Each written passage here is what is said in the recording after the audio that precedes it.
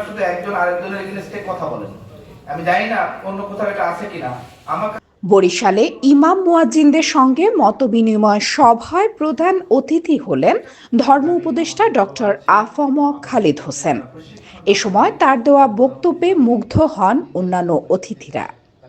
Barishal Islamic foundation মিলনায়তনে এই অনুষ্ঠানের আয়োজন করা হয়। এ সময় ধর্ম উপদেষ্টা বললেন, আমার নিজের শরীরে কোনো হারাম রক্ত নেই, হারাম কখনো মানুষের কল্যাণ বয়ে আনে না। আগামী দিনগুলোতেও সৎভাবে সম্মান নিয়ে বাঁচার অঙ্গীকার করেন ধর্ম উপদেষ্টা ডক্টর আ.ফ.ম. খালিদ হোসেন। আর আল্লাহ যাকে নামিয়ে ফেলবেন, আপনি ফেসবুকে মুখকে চাই তো মুখকে চাই বললেও হবে না। এটা আল্লাহর মনসা। তুতিল মুলকা মন্তসা অতনজিল মুলকা মিন মন্তসা। আল্লাহ যাকে চান রাষ্ট্রীয় ক্ষমতা দেন, আর আল্লাহ চাইলে ক্ষমতা কেড়ে নেন।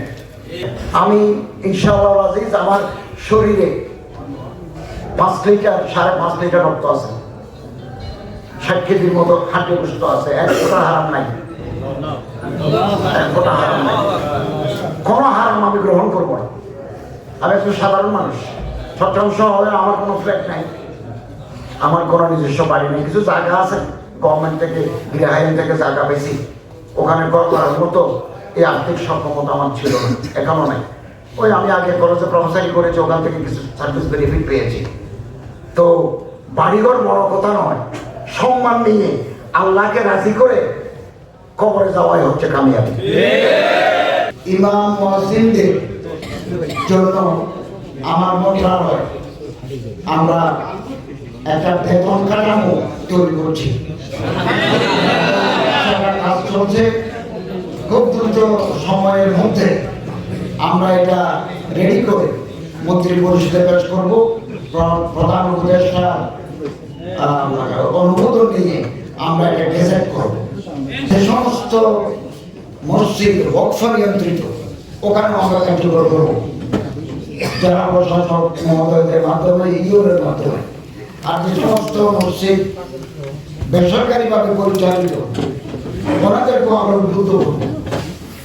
এবং ইমাম মুয়াজ্জিনদের জন্য মসজিদের আশেপাশে তাদের থাকার ব্যবস্থা করার জন্য আমরা ওখানে প্রস্তাব রেখেছি। এবং ফেস্টিভ্যাল বোনাস, উৎসব ভাতা যাতে তাদের দেওয়া হয়, এটাও আমরা ওখানে উল্লেখ করেছি। আশা করি এর মাধ্যমে ইমামদের, মুয়াজ্জিনদের জীবনমান উন্নত হবে।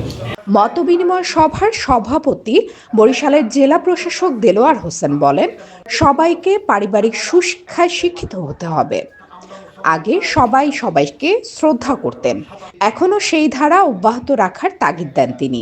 আমরা যারা এখন নতুন প্রজন্ম যারা আসছে, যারা এখন 5-6 বছর বয়স, সেই পারিবারিক শিক্ষা, গুরুজনকে শ্রদ্ধা করা, শিক্ষককে শ্রদ্ধা করা, মুরব্বীদের কথা শোনা। আগে তো আমরা মুরব্বীদেরকে দূরে থেকে দেখে আমি সাইকেল থেকে নেমে যেতাম, এখন কি নামি থামছে না, সালাম যেন না দিতে হয় অনুদিক দিয়ে চলে যাচ্ছে। এইদেরকে শিখাবে কে? আপনারা। আপনাদের মাধ্যমে আমাদের নতুন যুব সমাজ আজকে এই বিষয়গুলো নিয়ে আমরা যে সুন্দরভাবে গড়ে তুলতে পারি, ভবিষ্যতে আমরা যেতে চাচ্ছি নতুন বাংলাদেশ।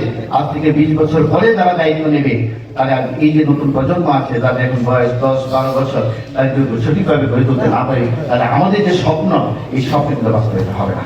অনুষ্ঠানে বিশেষ অতিথি ছিলেন ইসলামী ফাউন্ডেশনের বোর্ড অব গভর্নর মাওলানা সৈয়দ মোহাম্মদ মোসাদ্দেক বিল্লাহ আল মাদানী ও শাহ মোহাম্মদ নেসারুল হক। এ সময় অন্যান্যের মধ্যে উপস্থিত ছিলেন। ধন্যবাদ। মতবাদ নিউজ ডেস্ক, বরিশাল।